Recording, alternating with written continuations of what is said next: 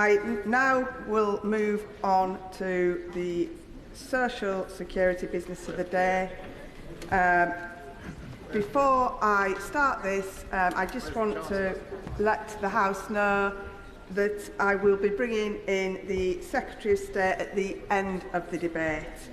So I will now move on to motion number 1 on social security. Mel Stride, Shadow Secretary of State, to move.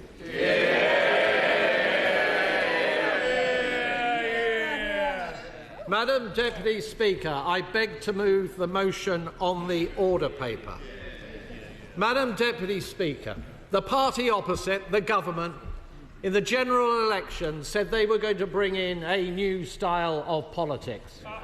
Politics centred on integrity and transparency. And so it was during that election that we held them to account and pressed them on matters of tax, amongst other matters. And we will find out, with the budget at the end of next month, whether they were telling the truth or not. And I have my suspicions. But we've already discovered one thing right now, and that is we also pressed them on the winter fuel payment. Millions of pensioners benefiting up and down the country. And why? Because this party on this side of the House stands full square between our elderly. We believe that they should have security and dignity in their later years. And Madam Deputy Speaker, we actually received those cast iron assurances from the party opposite. In fact, the then Shadow Chief Secretary to the Treasury said when pressed on the winter fuel payment, and where is he is a good question to ask, that the Labour Party had no plans, I quote, no plans to do anything in respect to the winter fuel payment. And indeed, Labour candidates up and down the country gleefully pointed to their manifesto as having no mention of doing anything on this particular matter. But look, Madam Deputy Speaker, within a matter of a few short weeks, what has happened? What happened to integrity? What happened to transparency? It went out of the window. Broken promises already. That special contract that they sought to have with the British people based on integrity and decency smashed into a million pieces. And what is the impact of these measures? Well, to a degree we don't know, and I will come on to that, Madam Deputy Speaker. But what we do know is that 9 out of 10 pensioners will lose the winter fuel payment up to £300 at the most difficult time of year for millions of them, at a time when the energy guarantee, the price cap, is going up by 10%. And the suggestion from the members opposite that somehow this is just the wealthy that are affected, the millionaires. Far from it. 2/3 of those pensioners who are living below the poverty line will have this benefit removed. Shocking. And the 880, they don't like it. They don't like it. And the 880,000 pensioners who we know who are eligible for pension credit but are not yet receiving it will also suffer. And the party opposite, and they chunter from a sedentary position, but the party opposite may say they're going to have these wonderful campaigns that's going to get everybody that's entitled onto pension credit. The reality is that even if they did that, that would see a cost to the Exchequer of £3.8 billion, which is over twice the money they say they are going to be saving. This is an absurd policy which their own plans are actually actively working against. And the haste with which this has been carried out, Madam Deputy Speaker, is simply jaw-dropping. We do not have any impact assessments. We do know, I will momentarily, we do not know what the impact will be across the income distribution. We do not know, every member of this House does not know what the impact will be within their own constituency. We do not know what the recommendation of the Social Security Advisory Committee will be. Why? Because they will not be given the information until tomorrow, we are told. And this, of course, has not formed part of what it should have formed part of, which is a major fiscal event with the OBR scoring it and an economic and fiscal outlook accompanying it. In fact, I will come to the honourable gentleman. The authority to comment thus far on these measures is the House of Lords Secondary Legislation Scrutiny Committee, who said, and I quote, "We are unconvinced by the reasons given for the urgency attached to laying these regulations, and are particularly concerned that this both precludes appropriate scrutiny and creates issues with the practicalities of bringing in the change at short notice." That, Madam Deputy Speaker, I think says it all. And I will give way to the honourable gentleman who's been very patient. Finally giving way. Could a shadow minister clarify which leadership contender has called for the means testing of the winter fuel allowance? Clarify. Well,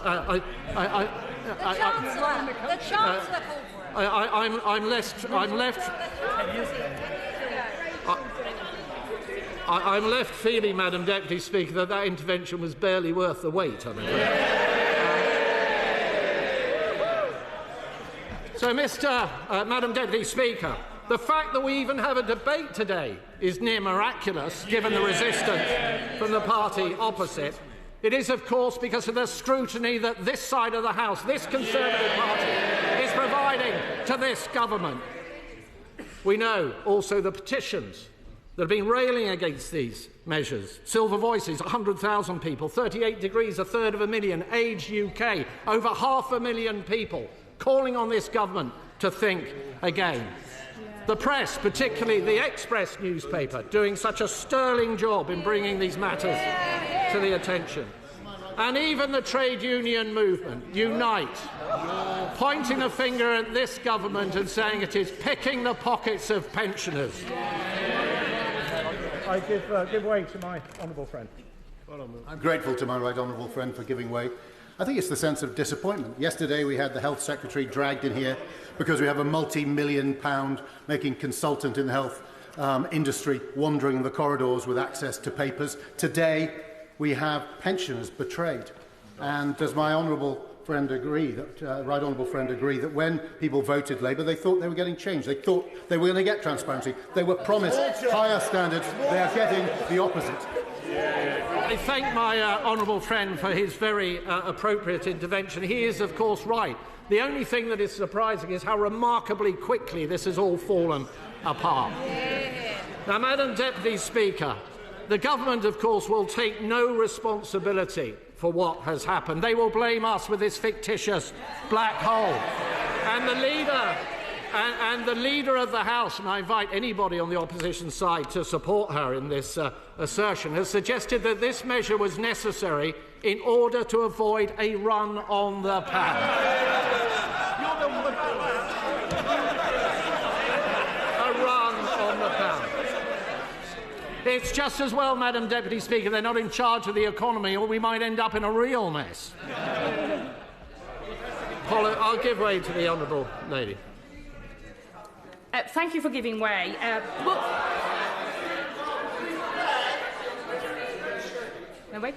Thank you very much for giving way. Does he agree that if a local council had run the finances of the council into the ground the way that his party did to the country, with a £22 billion black hole, that you would have called the commissioners in the morning and you would have instigated swinging cuts? And could I ask him, given that this is the case, and he now seems to have just decided that his party no longer cares about balancing the books, will he apologise?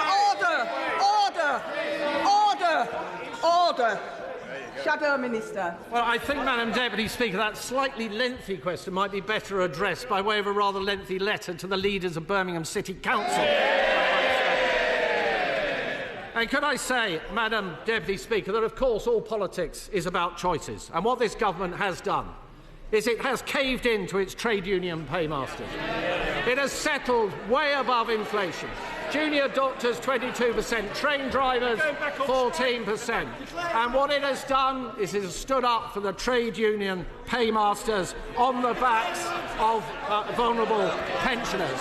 And that is not right. And before I take the intervention of the honourable gentleman, if it's not the case that the trade unions are running the Labour Party, hands up everybody opposite who has not received some money from the trade unions.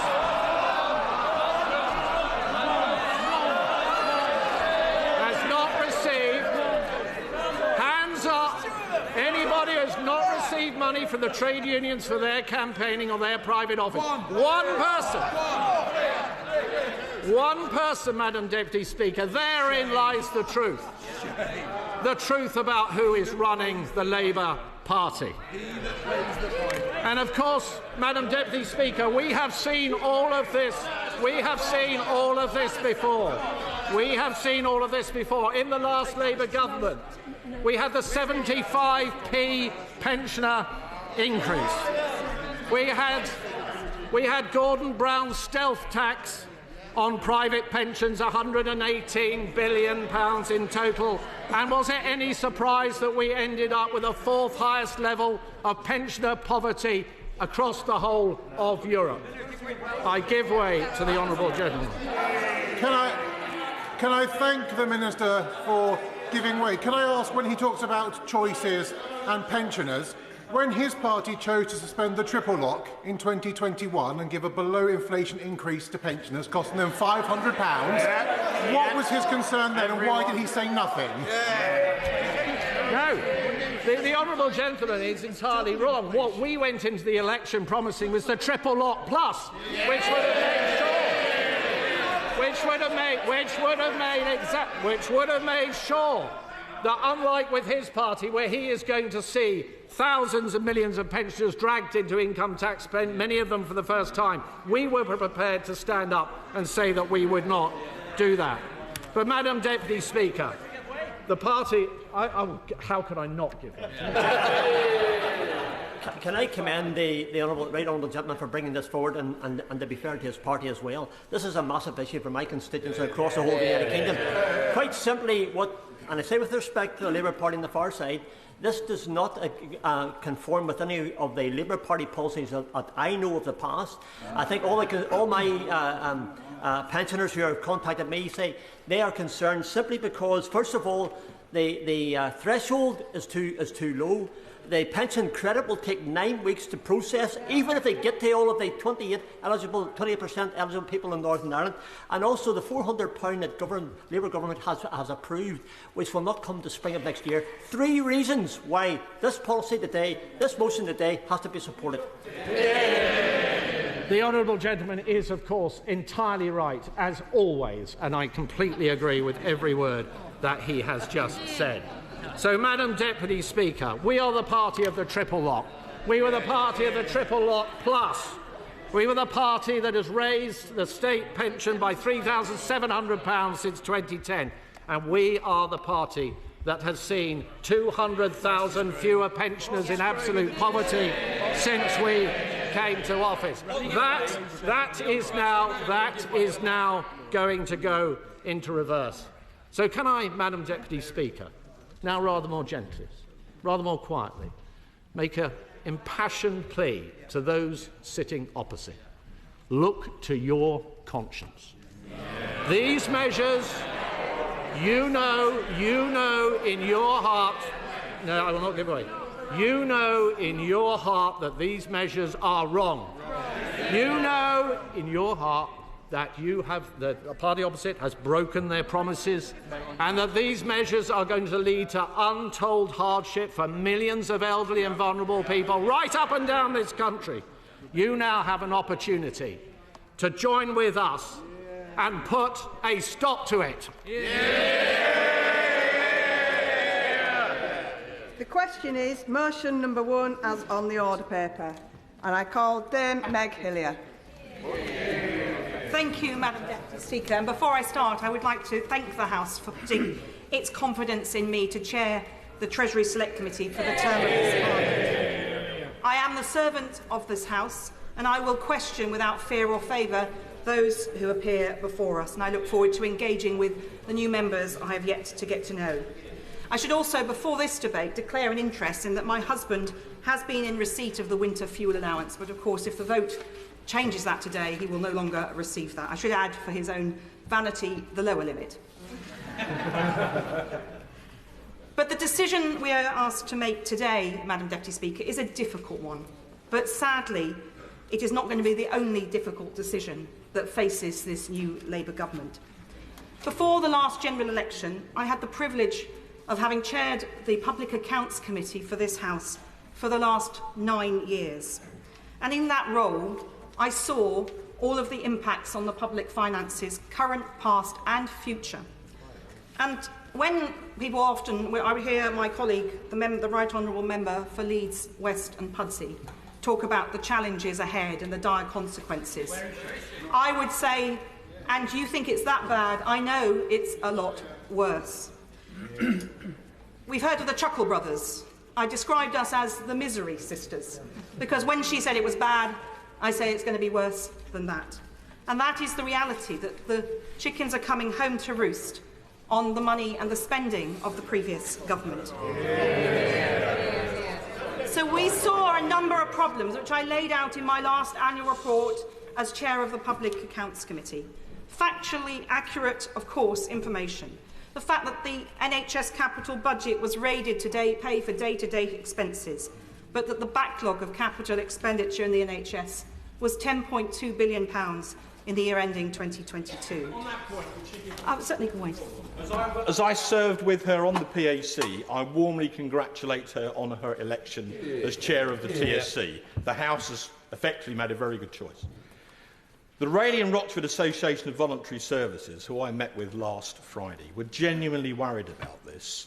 In a nutshell, their argument was, if people on very modest incomes are now frightened to heat, that could lead to illness by many of those people, who then will present themselves to hospital and increase the winter pressures on A&E. So by that method, it would be a false economy. The game isn't worth the candle. What does the Right Honourable Lady, who I respect, say to that? Well, I thank the Right Honourable Gentleman, who I had the pleasure of serving with on the Public Accounts Committee, and an example of how this House works closely together, because I don't think most people would think we would agree on many issues. But on the Public Accounts Committee, we produced every report in tandem. But he will know that the pressures on the NHS are legion, that many of the same people who will be suffering this cut to their income, that we'll come on to some of the measures to ameliorate it in a moment, will also be the same people queuing and waiting for a hospital appointment. And I know too many pensioners who, if they can't afford it, don't get that hip replacement, but that many who are cashing in their savings where they have it in order to pay for a hip replacement so they can have a quality of life. That is not the NHS that I don't think he or I want to see in this country. And so we need to make choices. And one of those choices that this government is making is to make sure that we pull those waiting lists back. But I could digress into the NHS for a very long time, and if he will forgive me, I will move on. Because we look at our schools estate, again capital funding, the Department for Education itself, under the last government, asked the Treasury for capital funding for schools of £5.3 billion in 2020. It was allocated only £3.1 billion. So there's a big backlog there. If you look at the defence sector, again, many examples, but let me just pick a couple.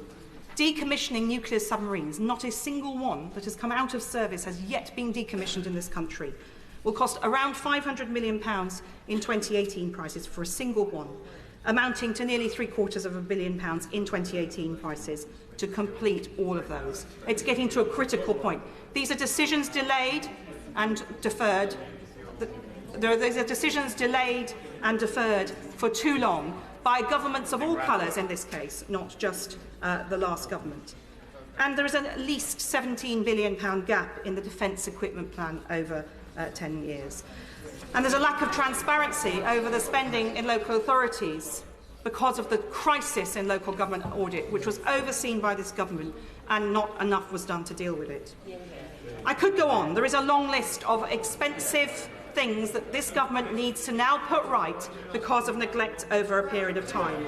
And there are budget challenges. Let me continue for a moment. There are budget challenges this year. Many decisions that were made in recent budgets which have hit the public finances, which hit the public finances in 25, 26 or beyond that. And that's either because there was huge optimism about the state of economic growth or a deferral of painful cuts. Different members of the House will have their views. I thank the Right Honourable Lady I congratulate her to coming on her position, but she's just outlined a number of projects that need to be found in terms of public spending. But as the Shadow Secretary of State outlined, the government's decision today will save £1.1 billion, and the replacements that they're putting in place will cost £3 billion. How does that make economic sense, and how does that help the case that she's making? Give credit to the right honourable gentleman for his chutzpah in coming today to say that it is this government that has denuded pensioners of income, when it is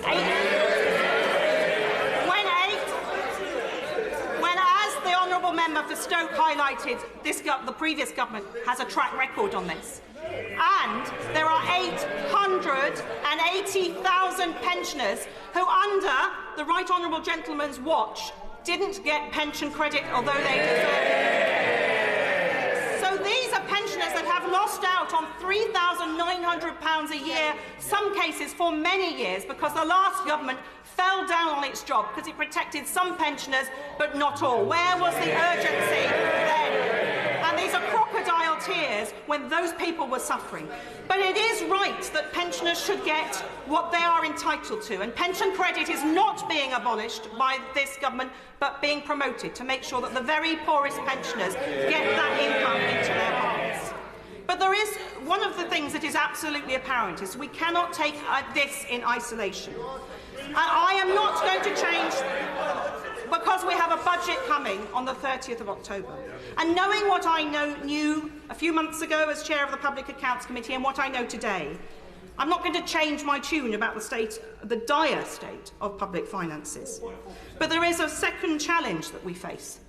At the same time as our public finances are in a dire state, many of our citizens are facing the same challenges in their personal finances.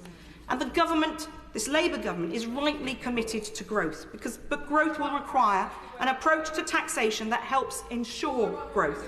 We'll therefore hear many arguments about the need for a taxation system that will underpin growth. And I'll give way to the Honourable Lady.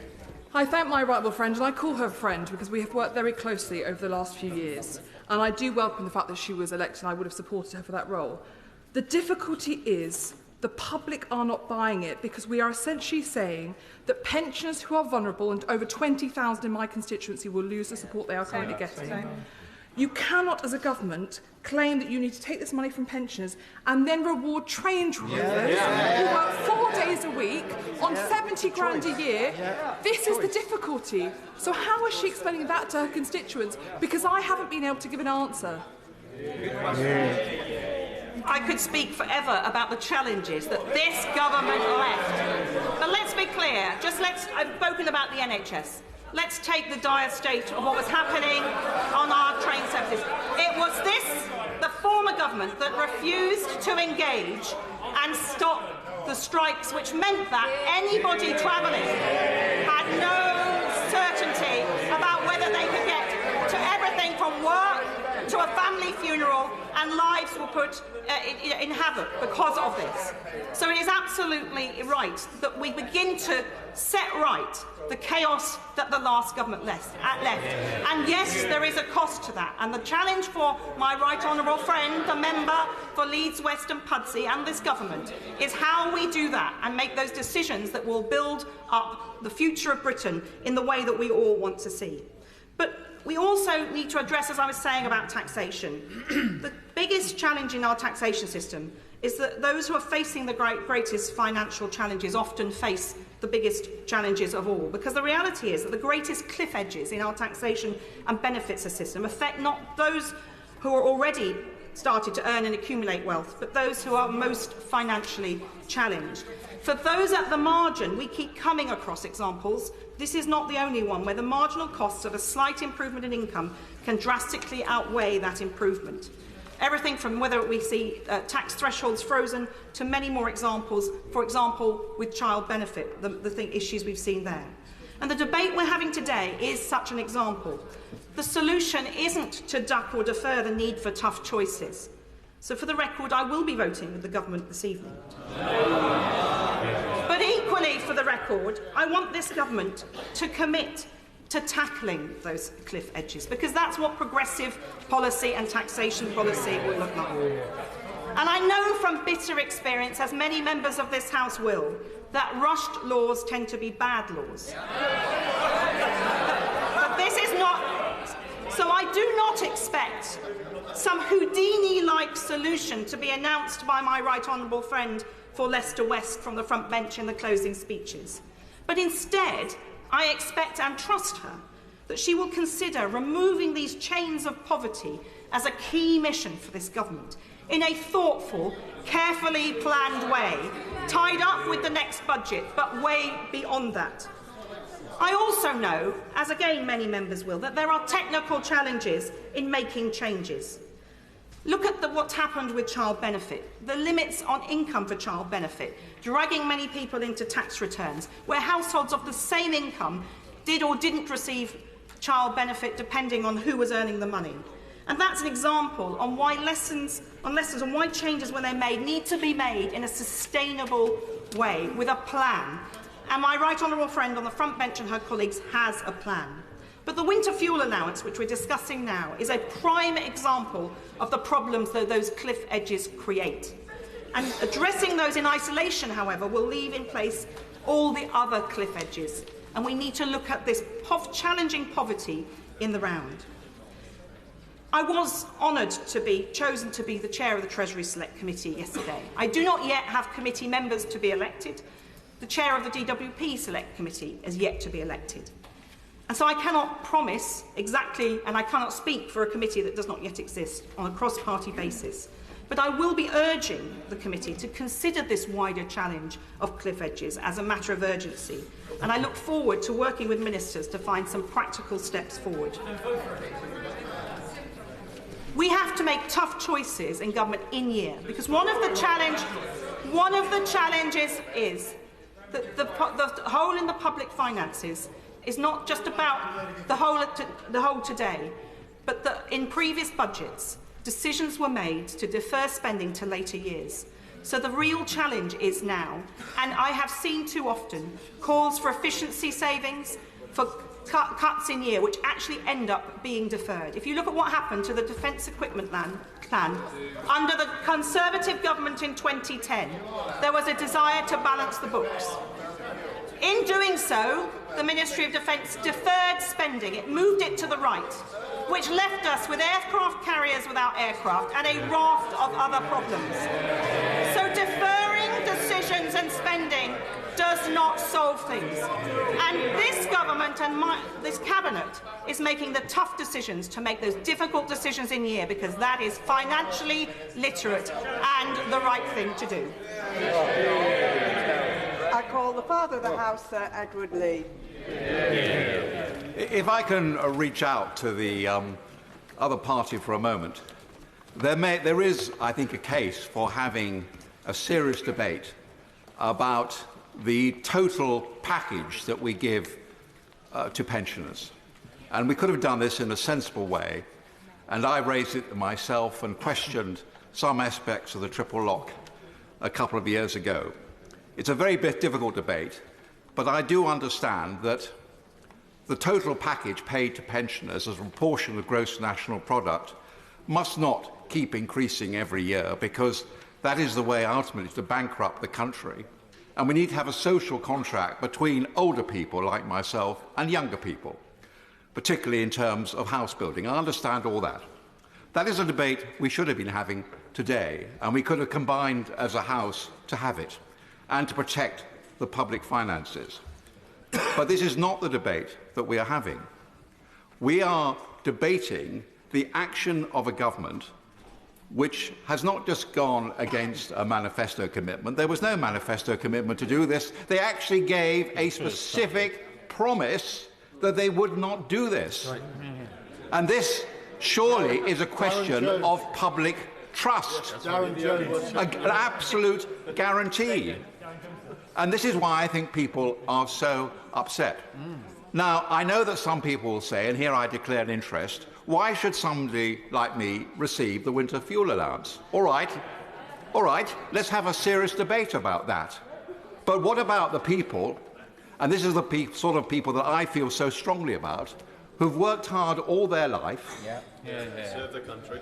they've served their country, They receive a very small occupational pension. Yeah. They don't receive pension credit. They are looking after every penny, and suddenly, because they don't receive pension credit and can't receive pension credit because they have a very small occupational pension, their winter fuel allowance is taken away. Exactly. And this will make a real difference to them. So I think that we've really got to consider them and have a serious debate about how we're going to protect these people. And if I may make one suggestion to the government, and this was alluded to by the honourable member who's just spoken, there should have been some serious debate about tapering or anything else. No, I tell you what this is all about. This is about a punishment beating. The new Labour government decided a punishment beating. The new Labour government decided they had to make their case that the public finances were in a dire state. There was this 22 billion black hole. They spent it. You spent it. We spend £1,200 billion every year. This 22 billion so-called black hole is a mere accounting device. And this whole debate, what the Labour government are now trying to do is to make the political point that the Conservative Party ran the country into the ground and therefore we've got to punish the pensioners. It's absolute and complete rubbish. And what those we represent can't understand, these people who worked hard all their life, who've done their bit for the country, who their total package is perhaps £13,000 or £14,000 a year, what they can't understand is that this so-called saving of public money is actually going to go to the train drivers who earn £70,000 a year. They just don't understand it. 9 million. So for God's sake, let's have a serious debate. Let's try and unite on this issue, and let's not keep taking away benefits from people just above the pension credit limit. And of course there are many pensioners who are entitled to pension credit for all sorts of reasons, will never claim it. They are suffering, and so they will be even worse off. And there's another point to be made, is I know the government will argue that the total package will be worth more after the increase in the triple lock next year. But actually, if you are a pensioner who's drawn your pension before 2016, by the time you've had this cut, you will probably be even worse off. The first cut in the state pension for years. This is not acceptable. This is not the right way to go about things. We should unite around a sensible package that rewards pensioners for their hard work, but does not just indulge in a political gesture.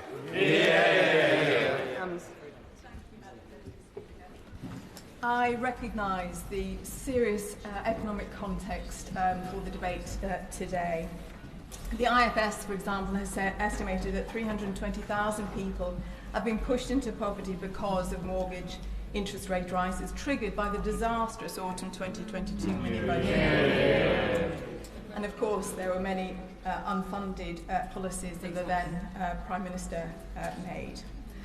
So while I recognise the policy measures in the King's Speech will go a long way to reduce household costs and increase incomes in the medium term, tackling the appalling poverty that we're seeing, they will not come in time for this winter. I'm proud that Labour continue with the triple lock on pension, something that will be worth an estimated £460, an extra £460, but this won't happen until next spring.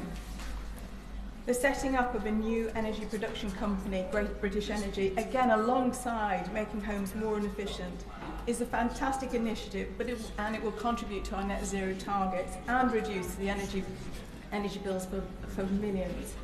But again, this won't be in time to offset the 10% increase in energy bills this winter. I support our focus about growing our economy, but again, this will not happen overnight.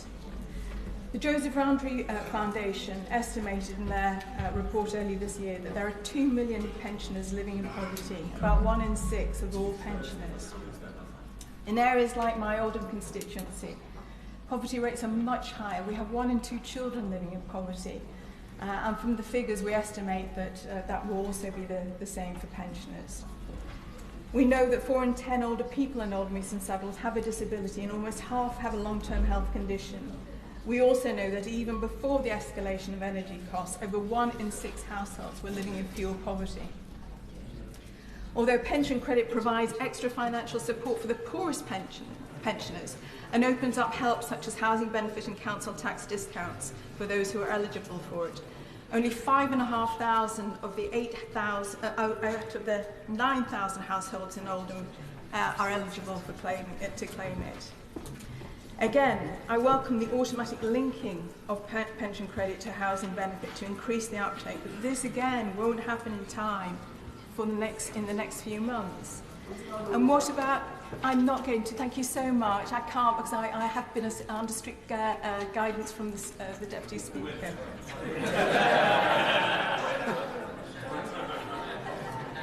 1 in 3 pensioners living in poverty are on private rented, in the private rented centre. So what are we going to do about that? But even if everyone eligible for pension credit were claiming it, according to Age UK, there will still be another 2 million pensioners slightly less badly off that won't be eligible for pension credit, and now the winter fuel payment.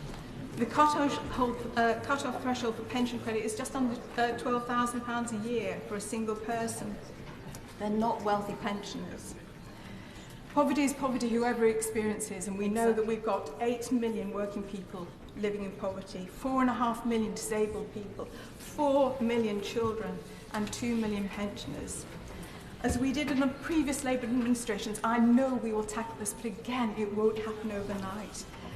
So could I point out what we know about the health effects of the cold?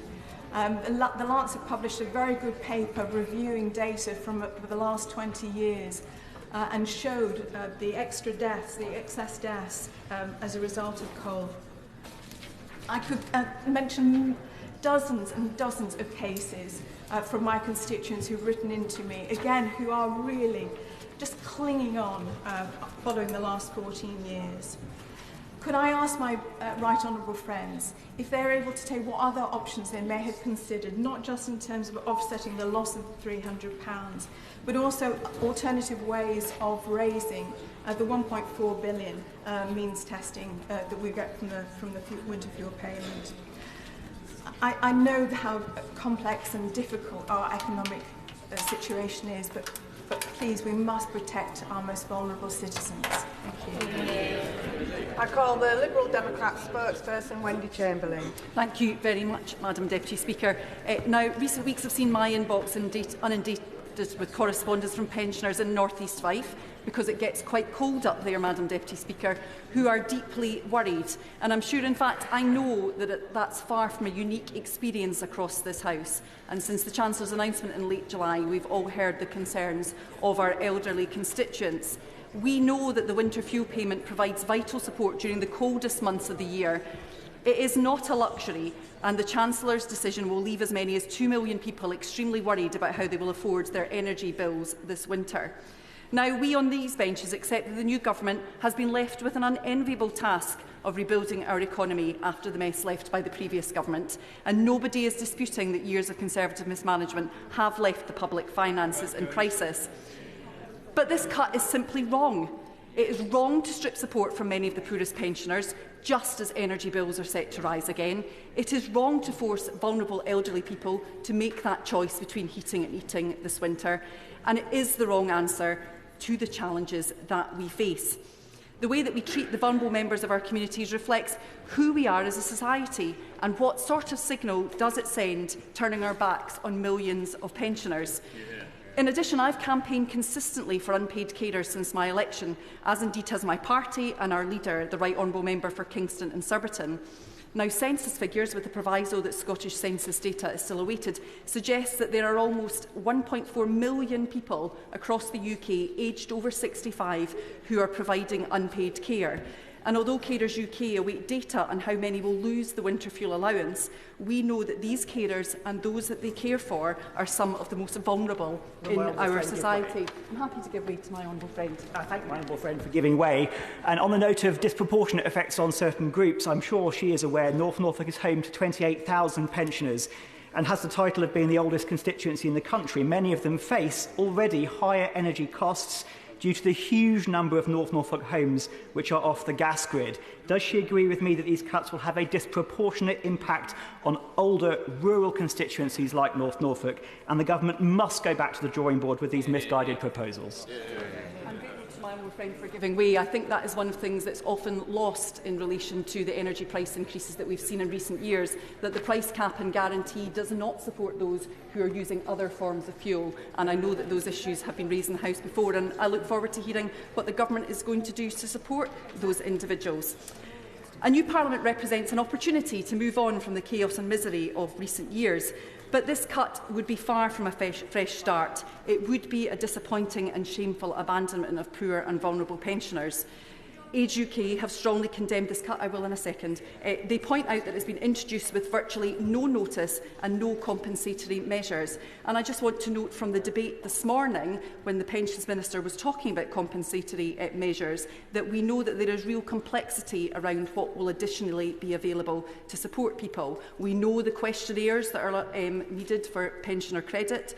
We know that a household support fund has been extended, but we don't know what that will mean. And we know that the £150 grant may be available for some. But what you are left with after listening to the debate this morning is that we are in a position where the government have made a decision to make this cut, but they have not properly thought through the consequences or the measures that will be available to support those most in need. I'm happy to give way to the honourable member. Do you agree with me that when the coalition government came in 2010, we faced a really serious economic crisis? We inherited a really genuine black hole. And we had to make some very tough decisions as a coalition government. But we never considered, we never did this.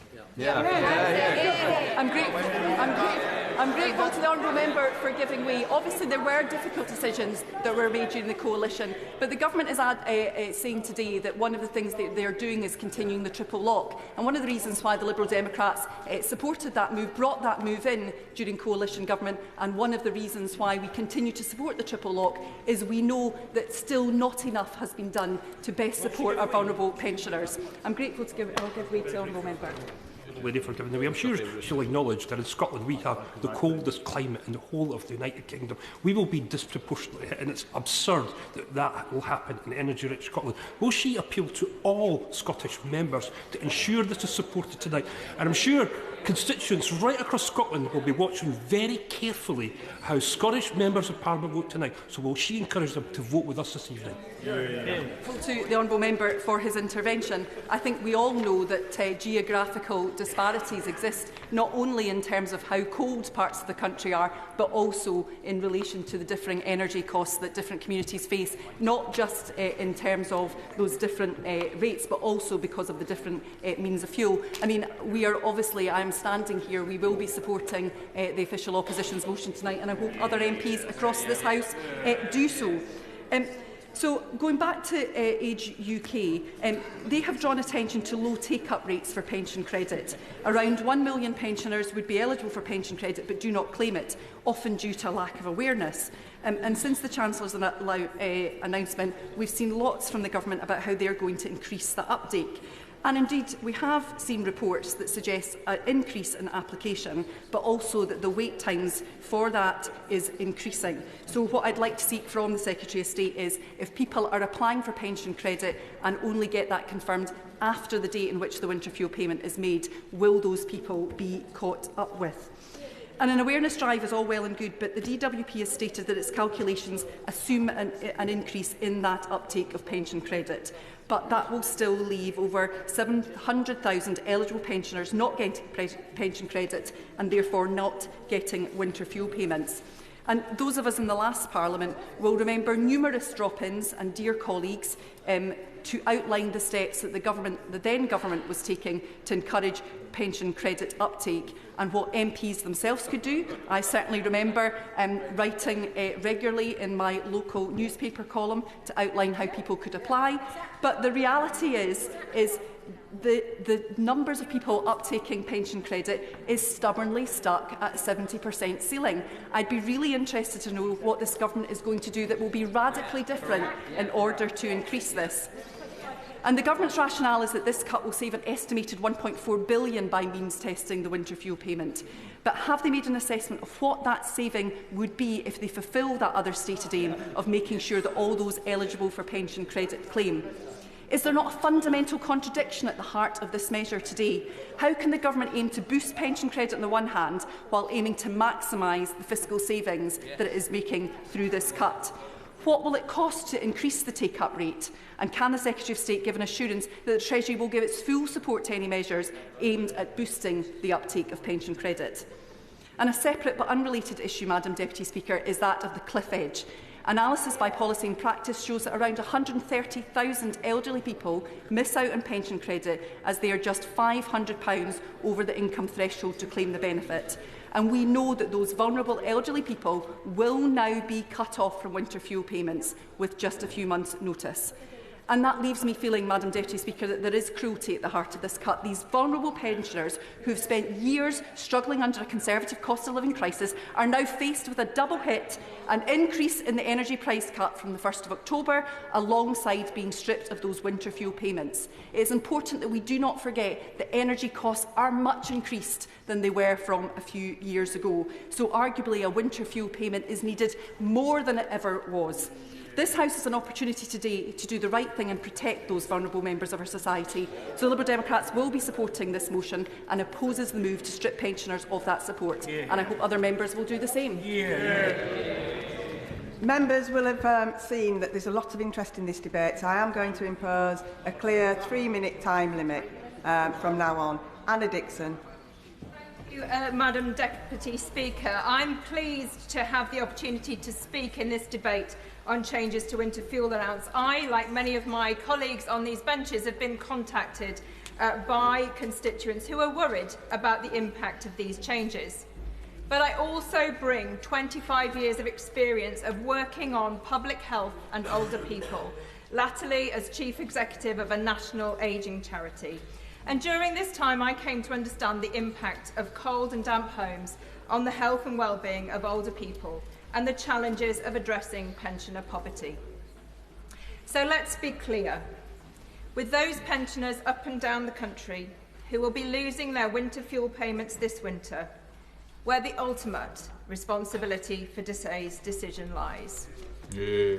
Not with the member for Leeds West and Pudsey, but with the member for Godalming and Ash and his party.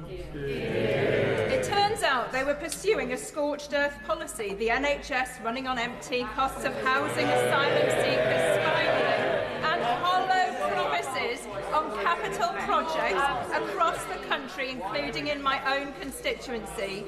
I know that the Chancellor and her colleagues have not taken the decision lightly to means test the winter fuel payments. Hard choices have to be made to put the country's finances back in order. So we know there are many pensioners who are going to miss out, and I worry that they're going to be left in the cold. In my constituency of Shipley, there are 1,160 people who are eligible for pensioner credit but not receiving it. I spoke to a resident in a sheltered housing scheme in Cottingley at the weekend. He didn't know if he was eligible and was not sufficiently mobile to attend a local community centre. So I do ask the Secretary of State to work with colleagues in MHCLG to urge housing associations and local authorities to support their residents to apply for pension credit and other benefits to which they may be entitled. The other group who risk being left in the cold this winter are those whose disabilities, health conditions, or who live in cold and damp accommodation. We know that cold homes can cause and worsen respiratory conditions, cardiovascular disease, poor mental health, dementia and hypothermia. In 2019, the NHS spent at least £2.5 billion per year treating illnesses directly linked to cold, damp and dangerous homes. So pensioners are more likely to be living in poorly insulated homes, leading to a higher risk of fuel poverty. I'm worried about pensioners like Barbara in my constituency, a full-time carer, husband with dementia, having to spend more money because they're at home and because he is ill. So I would also urge my colleagues that given the crisis that the NHS faces, a result directly of the 14 years of funding pressure and cuts that the party opposite, that they work with colleagues in the Department of Health and Social Care to ensure winter planning guidance means the NHS tackles fuel poverty. Thank you. I call Esther McVey. Thank you, Madam Deputy. Who would have thought a Prime Minister, not even in office for 10 weeks, would be so out of touch with the public? Yet here we are, and yes, this Prime Minister is, along with the Chancellor and the whole of his Cabinet, who are going along with and supporting this cruel policy. The Chancellor should be under no illusion that the public knows this decision to rob millions of pensioners of their winter fuel allowance, for which the government has no mandate, has nothing to do with economics and everything to do with cynical political calculation. And the haste with which it is being done is breathtaking.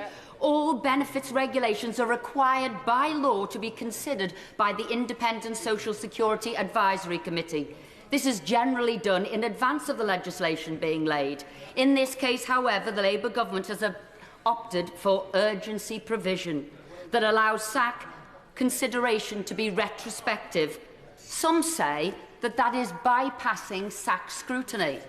As well as evading that scrutiny, where is the government's impact assessment on removing winter fuel payment from these pensioners, particularly in light of the latest information that bills will be rising by £150 this year? I will indeed give way. There are 18,900 people losing winter fuel payment in my constituency, and many of them are among the 800,000 people who are not eligible for pension credit but below the government's own poverty line. What are they supposed to do? Well said. What is worse, Madam Deputy Speaker, that this Labour government is so out of touch so early on in their government, the unnecessary haste this change is being brought in, the lack of scrutiny of this policy, or the breathtaking hypocrisy Labour is showing. For back in 2017, when the Conservative manifesto stated that it would means test benefits, the Labour Party's reaction was one of horror, that this could not be done. Publishing research that up to 4,000 pensioners' lives would be at risk and their pensioners would struggle to heat their homes. And so the Conservatives did not do it. So what are we seeing here? That a Labour Party, when in office, ditches its beliefs and ditches its research. This government have been telling pensioners they didn't want to do this, but tough financial decisions must be made. But we all know that's poppycock. That wasn't the government's message to the already highly paid trade drivers. When they met them, money was no object. Have as much as you want. The public are not as stupid as this government think they are. No, this is good old-fashioned pork barrel politics, taking money away from the people that the Chancellor thinks don't vote Labour, like pensioners, to hand to people that they think do vote Labour, train drivers, public sector workers, while millions of pensioners, many of whom are struggling to make ends meet, are being sacrificed in this political strategic game. And by announcing the scrapping of the forthcoming and long-awaited cap on care costs, as well as laying the ground to remove council tax allowance for single people, Labour has basically declared war on pensioners, which will neither be forgotten or forgiven. Our pensioners deserve better than this, Madam Deputy Speaker. It's time Labour reverse this decision and restore the winter fuel allowance to all pensioners. Alex MacNae. Thank you, Madam Deputy Speaker. And in the interest of brevity, I'd just like to associate myself with some of the remarks made by my colleagues on this side around the desperate financial legacy that we've been left and the nature of cliff edges within the benefit system. We should do better than have cliff edges in the future going forward. But let's remind ourselves that the subject of this debate is the opposition motion to not means test winter fuel payments, which, let's face it, means maintaining payments to millions of people who are quite happy, including members opposite, to admit they don't need it. Given the dire legacy, the fragility of the economy, the immediate need for in-year savings, this is an emergency measure, and all the other calls on public spending, I cannot see how that's the best use of £1 billion or more pounds.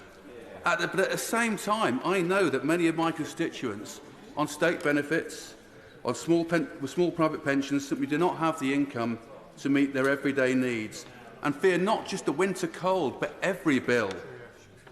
Many have written to me with heartbreaking stories of everyday struggles just to maintain the very basic qualities of life. We've heard some mitigations, and we'll hear about more. That's including the fact, let's remind ourselves, that the poorest pensioners will retain the winter fuel payments. Let's remind ourselves that people just above the threshold can apply for household funding support through their councils. And my office are already, in Rossendale and Darwen, are already working hard with residents to make sure that everyone in need gets the support that they need. And we've already helped a number of pensioners onto the benefits they deserve and need. But at the same time, we need to recognise that none of these steps, including the winter fuel payment itself, address the fundamental issues of pensioner poverty. We have to ask how it is this country will be spending over £150 billion a year on pensioner payments, and yet millions of Britons who have done the right things all their lives, worked hard, paying in, are still living in deep poverty, unable to afford the most basic comforts. This is not something we should simply accept. Such deep pensioner poverty should be a national embarrassment. Successive governments have ducked to the issue. Winter fuel payments is one example of a sort of sticking plaster policy that sought to kick the can down the road, responding to a problem but never fully addressing it. It's poorly targeted, and for those who need it most, not nearly enough to make the difference. To truly address pensioner poverty with a fresh approach and be willing to challenge the assumptions of the past, we must deliver ambitious policies that target the causes of poverty, not just the symptoms. Home insulation and lower energy prices through GB Energy are just two examples. But we can and must do so much more. But we can only deliver real change with an economy which is fixed and stabilised, and that's what this government is utterly committed to. Dr. Caroline Johnson.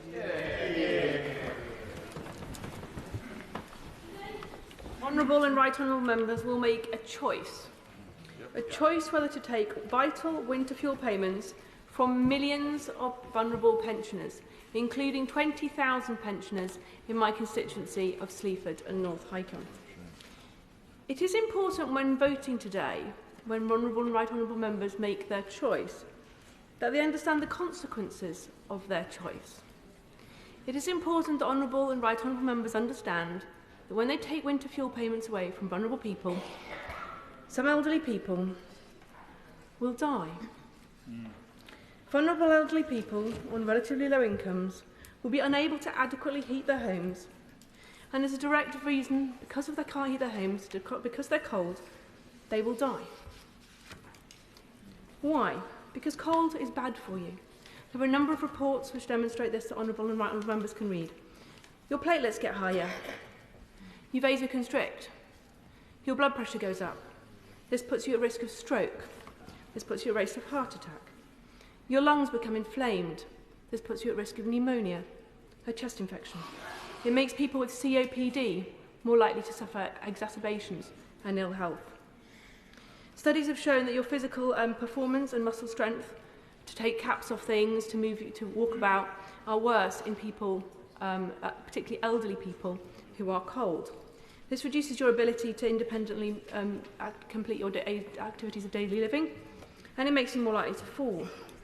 Studies have also shown that elderly people who are cold in their home are more likely to need to get up at night, to go to the toilet, or to wait through the night. This again puts them at more risk of falls and therefore hospitalisation. The sleep disruption puts them at risk of a whole range of different illnesses. We also know that as the home temperature falls further, the risks increase. This is proportional dose response to the level of cold. You don't need to take my word for this. There is a lot of medical evidence to this end. In his annual report last year, the Chief Medical Officer said, cold homes and fuel poverty are directly linked to excess winter deaths. My honourable friend give way. I will give way. My honourable friend's making a powerful and emotive speech, and she's talking quite rightly about some of the impacts on pensioners. Would she agree with me that those are exactly the sort of impacts that should be captured in an impact assessment brought before this House so that we can make an informed decision? And that my 25,000 constituents in Arundel and South Downs who may face the loss if this motion goes ahead today are increasingly talking about the Right Honourable Member for Leeds West as reckless Rachael in proceeding with this motion. I thank my right honourable friend for that intervention, and he is absolutely right. There is no impact assessment. Why is there no impact assessment? Well, I have my suspicions. But my terrified constituents, they know why there's no impact assessment, because they know what the impact will be. And I'm sure, Madam Deputy Speaker, I'm sure your terrified constituents, they know what the impact of this policy is going to be. Right Honourable and Honourable Members, that we all know too. So as my Honourable Members vote today, they should be in no doubt. The government's first job is to keep people safe, and they are going to fail miserably. Rachael Maskell. Thank you, Madam Deputy Speaker, and it's a pleasure to serve the Honourable Member for Sleaford and North Hykeham. We sat on the Health Select Committee together and we heard the evidence from Sir Chris Whitty. We know what Professor Sir Michael Marmot has been saying for decades now. The public health evidence is so clear. 2.1 million pensioners living in poverty. That was our inheritance. But we have got to protect them every single day. They make the hardest budgetary decisions, harder than those of the Treasury where there are choices. They have no choice. They have to put a roof over their head. They have to pay for their food, and they have to pay for their heating. And we know that now those sums aren't adding up, and we're getting the letters coming in. We're looking at the figures that our constituents have to look at every single day, and they're scared. And they're telling us they're frightened because they won't switch the switch, because they know if they do, they will have bills that they cannot pay. And we need to protect those very vulnerable people. And I commend my right honourable friend for driving forward that ambition to get 880,000 pensioners signed up to pension credit. And I really hope that people will test the system and make sure that they can. 243 questions though on a questionnaire, and then, of course, a 9-week wait for that to be processed. But we must drive that forward, and the last government failed in that endeavour. But we still have got to protect those that don't. And many don't for a reason, and we know that. They may have dementia. It's complex. It's stressful. And perhaps there's pride as well, because we're talking about working men and women. They've worked hard all their lives. They might put a little bit aside, they might not. But ultimately, we need to help them. And then there's the million people who are above that pension threshold. They too need support. They are fuel poor. They will struggle this winter. And as the Honourable Member said, when you're cold, you put greater demands on your body. Your body fights back, and sadly, as it does, you're at risk of heart attacks, strokes, and worse. And of course, those respiratory diseases prey on the most frail and vulnerable. And when we look at where those people will go, they'll be queuing up with the GPs, they'll be looking to the NHS, and for sadly, many will not be with us. And it's with my conscience that I cannot vote for these measures, but I am determined to work with government to find the mitigation which is absolutely crucial. Age UK and many other charities are saying it's too late to find alternatives. They say delay.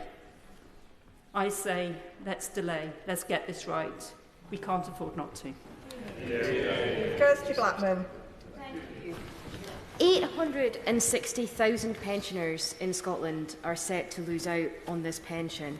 The Prime Minister, the Chancellor, have chosen to cut the pensioner cost of living payment. They've chosen to cut the winter fuel allowance. They have made the political choice to scrap these payments. The UK Labour government are absolutely desperate to meet their self-imposed fiscal targets. Make no mistake, this is a political choice. They are doing so. They are trying to meet these targets by balancing the books on the backs of pensioners. Yep. Who out there in the real world voted for this? No one. This is a key test for Anas Sarwar and for Labour MPs from Scotland.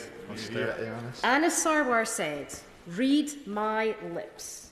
No austerity under Labour." What's this? If that's what Anas Sarwar believes, if that's the platform he put to the people of Scotland, if that's what the Scottish Labour MPs were voted in on, how can they possibly back the government today? Who is the master of these Scottish Labour MPs? Is it the Prime Minister? Is it the Labour Party? Or is it the people who elected them, who put them here, who are going to go cold this winter because of their government's decisions? This is not the change, Madam Deputy Speaker, that people voted for. The UK government are trailing broken promises behind them. They're refusing to scrap the two-child cap. They are refusing to allow pensioners the money to heat their homes this winter. Madam Deputy Speaker, this is not what people in Scotland voted for, and they will be devastated if their Scottish Labour MPs support the government today. I call Neil Duncan-Jordan. Thank you for the chance to speak in this important debate. I do so because for nearly 20 years I was an active campaigner in the pensioner movement, and I feel compelled to take part. But I come to this debate wanting to make it clear that the financial mess inherited by this government is a result of 14 years of austerity and financial mismanagement. And I also reject any suggestion that public sector workers are benefiting at the expense of pensioners. This is a crude attempt to divide working people. It's well known, and we should reject it as such. In the short time I have, I want to make the case for universalism as the cornerstone of our welfare state. We know from the latest figures that 880,000 older people are eligible for pension credit but don't claim it. Means testing is supposed to target help at those who need it most, but those who need it most are those who don't claim it. And for decades, successive governments have talked about needing to improve take-up, but even in its best year, the most it ever achieved was 67% take-up rate. Of course, some people don't claim it because they're unaware of what they're entitled to. But for most, they're wary of having to answer over 230 questions about their circumstances, and many charities like CAB in my constituency don't now have the capacity to help those people fill the forms in because of cuts to funding over the years of austerity. We should also recognise that there is still a stigma attached to having to declare that you are struggling. And concepts around the deserving poor are as old as this building. And I thought that in the 21st century we would be hoping for something better. The key question, Madam Deputy Speaker, with any means-tested system is where do you draw the line? And by its very nature, the biggest losers will be those who are just above the cut-off point. In my constituency, around 19,000 people will miss out. Historically in the UK, we have had long-standing problems. Poor housing, which are difficult to keep warm, one of the lowest pensions in Europe, rising energy costs and annual cold-related winter deaths among older people. I could go on, but I'm running out of time. So I urge the government to think very seriously about delaying this proposal and in its place putting forward a pensioner task force to look at ways in which we can tackle pensioner poverty in the UK.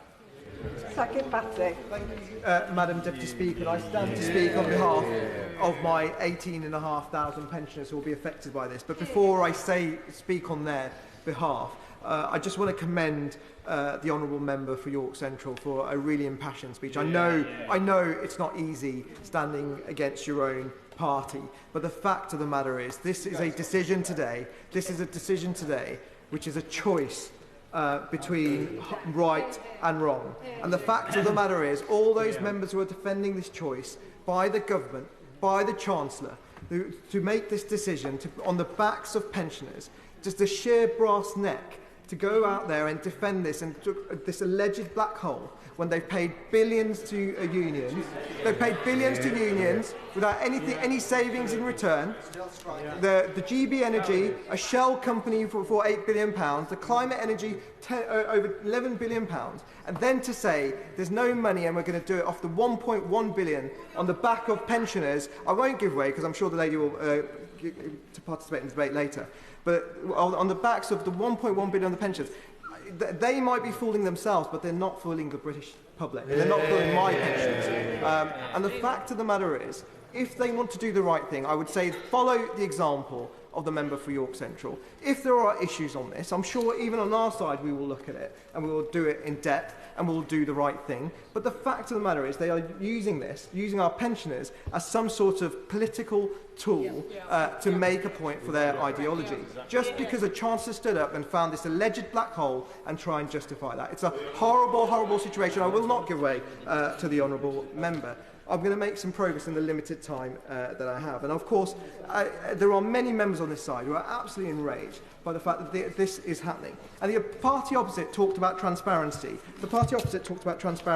And yet there's been no full impact assessment on these measures. Where's the impact assessment? If you've got nothing to be afraid of, where is the impact assessment? Why did you not wait? Why did the honourable members not wait until the budget, Madam Deputy Speaker, the big fiscal moment? I've already said I'm not going to give way on the fiscal moment when there could have been adequate scrutiny, and so this House could have analysed this and seen the impact. 4,000 people are at risk of death. That's not my number. That's the number, the Labour Party's numbers. That's what they said in 2017. That's what you're voting for if you allow these measures to go forward. Do the right thing. Do not use our pensioners as a political weapon for your own ideologies. It's a horrible, horrible situation to put them in. The anxiety that these members are causing is absolutely outrageous, frankly, Madam Deputy Speaker. And they're really going to have to step up their game if they want to convince the British public that this is the right thing to do. John MacDonald. Thank you. When an issue like this has been so heavily whipped, it's very difficult, and I haven't got the eloquence to persuade people to vote another way, to be honest. And so I just want to make this as a personal statement, so my constituents know why I will be voting the way I do today. I agree with the government on so many points on this. One is the issue with regard to the inheritance. It is the most toxic inheritance any government has ever had. The second, actually I did a report last September which says the amount between 2010 and now that we've lost is 80 billion, not 20 billion. The second thing is the black hole of the 20 billion. We sat here when we listened to a government making commitments they knew they would never have to fulfil because they knew they were going out of power. And I agree with the Prime Minister. Of course, I agree with the Chancellor of the Exchequer. We have to ensure that there's financial stability and we have to ensure that our income matches our expenditure. And I agree with the Prime Minister on this very principle, always have, that any burden should be placed on those with the heaviest shoulders. This is where I disagree. Because actually the heaviest burden isn't being placed on those with the heaviest shoulders. It's being placed on some of the poorest. And in my constituency, I have large numbers of people who aren't claiming pensioner credit, and I'll be out there like everyone else trying to persuade them to apply. But lots of my voluntary organisations have been savaged by a Tory council. We haven't even got the advice mechanisms left anymore. So there'll be, at best, I think we can get to 70%, maybe 75%, but there'll be 1 in 4 who won't be able to claim that benefit. Then I have large numbers of people who, for example, work at the airport, got a little pension at the end, and they'll be tipped into not even qualifying. And they're living in accommodation that these provided, which is squalor, to be frank, not insulated, living in cold, freezing accommodation. And they're the ones who are at risk, as the Honourable Lady has said, of going to hospital and not even surviving. And I just think we're in an unnecessary position when there's so much else we could be doing. We don't need to put it on the burden of the poorest. We need to make sure that those who can afford it can pay. So it means bringing forward redistributive tax measures, equalising capital gains tax, tackling the corporate tax relief issues that we have to confront, making sure that actually the city pays its way with a financial transaction. We don't have to be here. And I just hope people learn the lesson as we move towards this budget, not to put us in this position again, where we take a decision which is based upon, I believe, misjudgment, and certainly flies against everything I believe in as a Labour MP about tackling inequality and poverty within our society. I was not elected to impoverish my constituents and put them in this hardship. So I regret voting for a motion put forward by these characters, but I will have to because there's no other mechanism.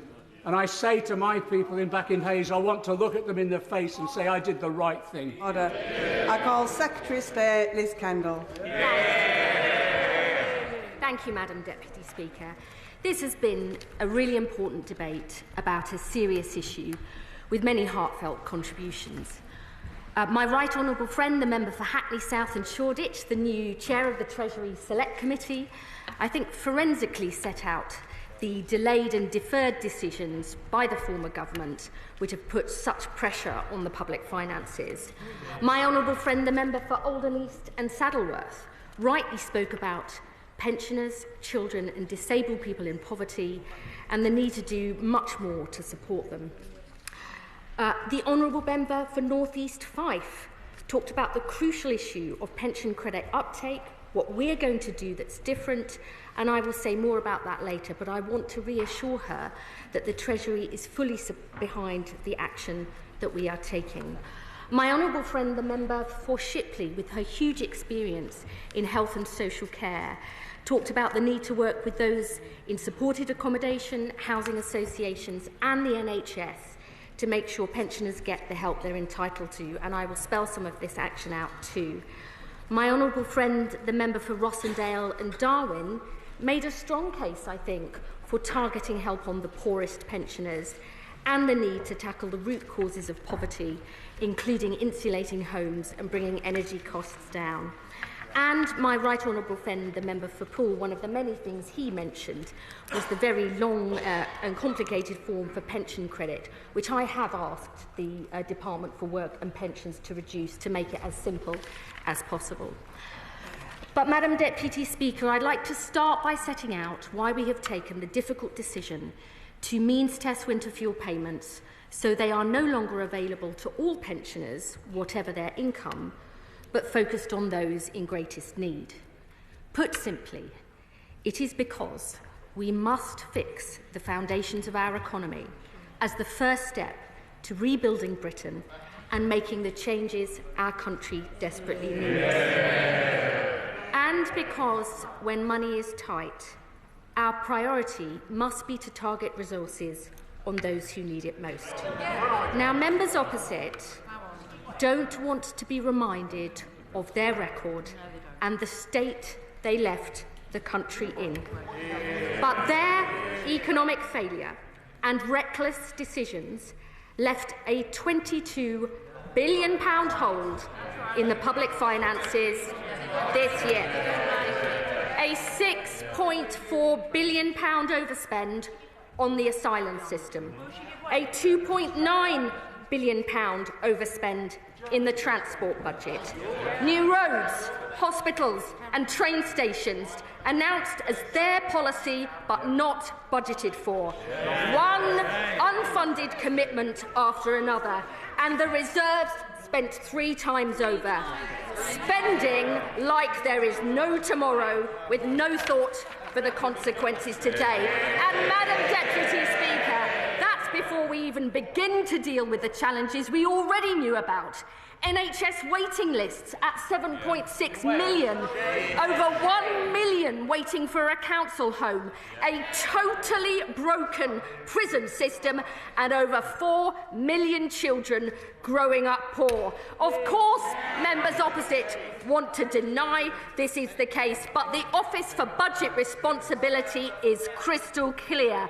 They were only made aware of the true extent of the pressures on the public finances after we were elected. Pressures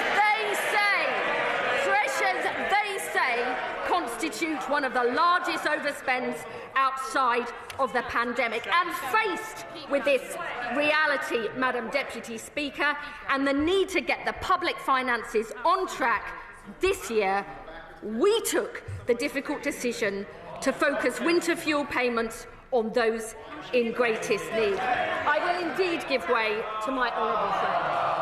I'm grateful to the Secretary of State for giving way. The issue of pension credit uptake is clearly critically important, and I know from discussions that I've had in my constituency that there are some myths around pension credit ineligibility. So will the Secretary of State please confirm the efforts she is making on pension credit uptake, and does she agree with me it's vital we ensure that everyone that is eligible for pension credit receives it? My honourable friend is absolutely right, and I would say to the faux outrage of members opposite,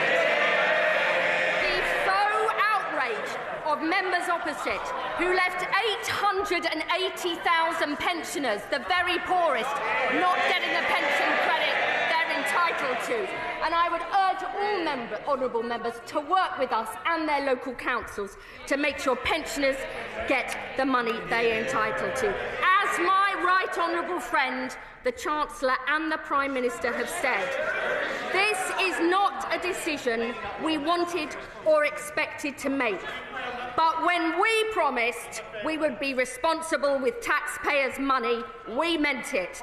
Because we know what happens when members opposite played fast and loose with the public finances. Working people and pensioners on fixed incomes paying the price with soaring interest rates, mortgages and inflation. I will give way to the former chair of the I would like to thank the Secretary of State for giving way. Will she confirm from the dispatch box that if every pensioner who is eligible for pension credit takes it up, that the cost to the Exchequer will actually be substantially more than the savings from axing the winter fuel payment? I would ask the honourable lady, is that why members opposite never took the action needed to increase pension credit uptake?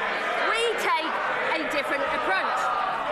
And I would say to her that all of the savings the Chancellor has announced take into account that increased uptake that we want and we intend to do. And Madam Deputy Speaker, when money is so tight, it cannot be right that all pensioners receive a payment worth £200 to £300 a year, whatever their income, including some of the wealthiest pensioners. Now, many honourable members, I will give way to the honourable gentleman.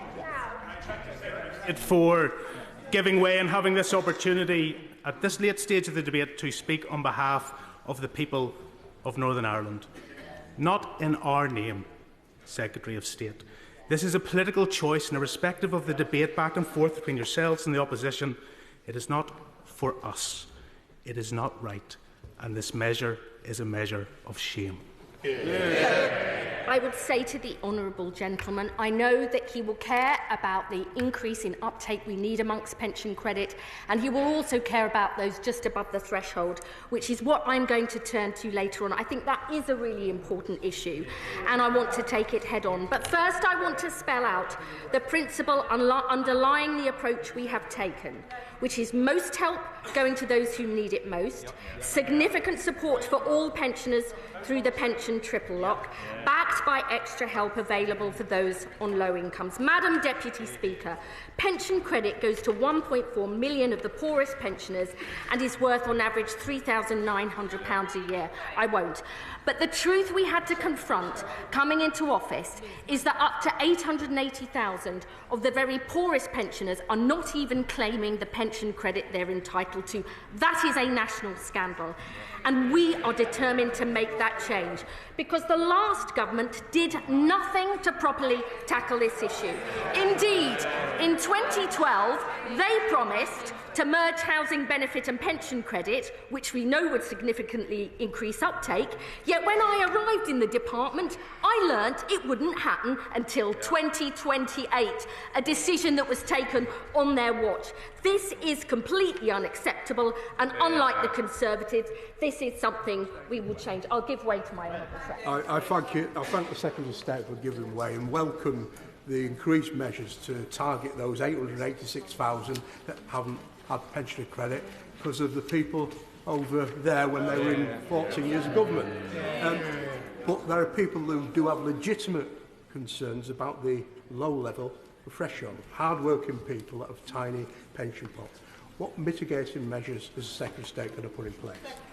I will come to this point in a moment about the extra help for those just above, but I want to spell out what we are doing on pension credit. We have done more to increase pension credit uptake in the last 2 months than members opposite did in 14 years. We've written to all local authorities to ask them to identify eligible pensioners, including by sharing data. We're joining forces with Age UK and Citizens Advice to make sure pensioners check and apply. We've launched a major awareness campaign, continuing right up until the deadline to apply on December the 21st, and yes, that will be backdated by 3 months, backed by 450 extra staff to ensure claims are processed as quickly as possible. The Deputy Prime Minister is working with housing associations and supported accommodation providers so their residents know what they're entitled to. I'm working with the Health Secretary to ensure frontline NHS staff can signpost older patients who may be housebound because of disabilities and chronic conditions. And for the very first time, we're writing to all pensioners on housing benefit who are potentially eligible, to encouraging them to claim, something the Conservatives never did. And in the longer term, because the only way to guarantee uptake is to make the whole process more automated, we'll bring forward the merger of housing benefit and pension credit, which members opposite never did. Madam Deputy Speaker, this is the extra help for the poorest we are determined to deliver, but it's built on the bedrock of support for all pensioners through our commitment to the pension triple lock. A triple lock that has seen the new state pension increase by £900 this year, £970 the year before. And our continued commitment to the triple lock means the new state pension is forecast to increase by a further £1,700 over the course of this Parliament, including, if today's ONS figures are confirmed next month, an extra £460 from next April. I'll give way to you. I thank my right honourable friend. When Gordon Brown introduced pension credit and lifted 1 million pensioners out of poverty, in the teeth of opposition of that party opposite who opposed pension credit, let's remind them they did, he also introduced something called savings credit. Savings credit was specifically targeted at those pensioners who saved for their old age with a small savings pot and a second pension. What happened in 2016? The party opposite scrapped it. So does she not agree with me that we shouldn't listen to the crocodile tears of the party opposite? I couldn't have put it better myself. The faux outrage from members opposite about those just above pension credit threshold, when it was their former Tory Chancellor George Osborne who took a red pen to it, meant its value decrease and has created some of the problems we're now having to deal with. Madam Deputy Speaker, there is much more we're doing to help low-income pensioners, including those just above pension credit. The Warm Homes discount of £150, the Household Support Fund, which we've just extended with £500 million of additional funding, which councils can use to help low-income pensioners. Our Warm Homes plan to tackle the root causes of fuel poverty, and because the only way to really control energy bills is through cheap, homegrown energy, we've already legislated for Great British Energy. This is the difference a Labour government makes. Fixing the foundations, taking the long-term decisions our country needs, prioritising help for those who need it most, helping all pensioners with a pension triple lock, and more help for low-income pensioners too. We will not shy away from our responsibilities like members opposite did. We were elected on a platform to deliver economic stability, rebuild the country and make the changes our country needs, making this country better and giving it its future back. Pensioners deserve better than the faux outrage of members opposite. The question is, as on the order paper, as many as are of that opinion say aye. Aye. Of the contrary, no. No.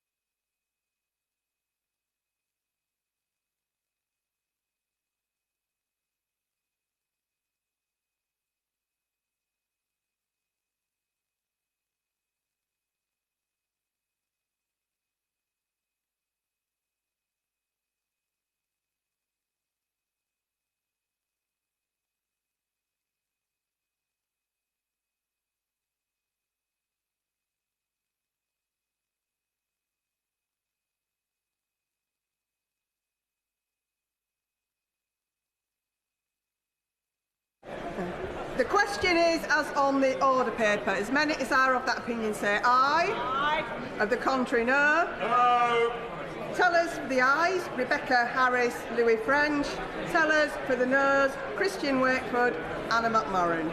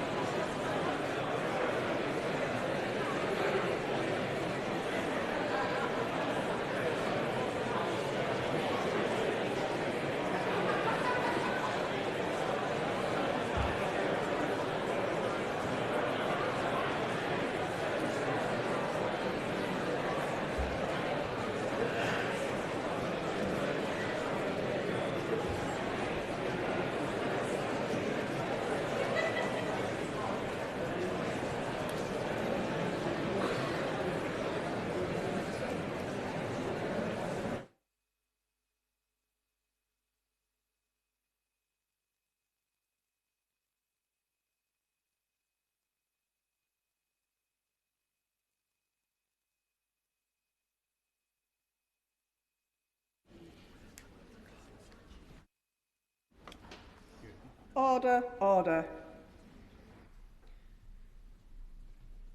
The ayes to the right, 228.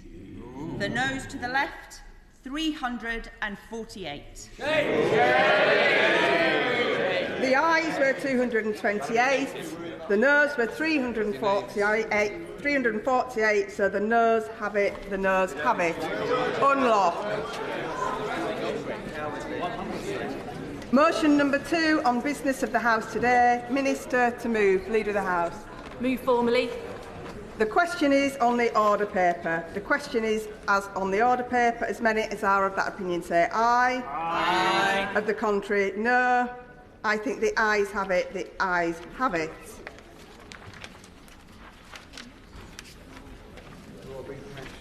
We now come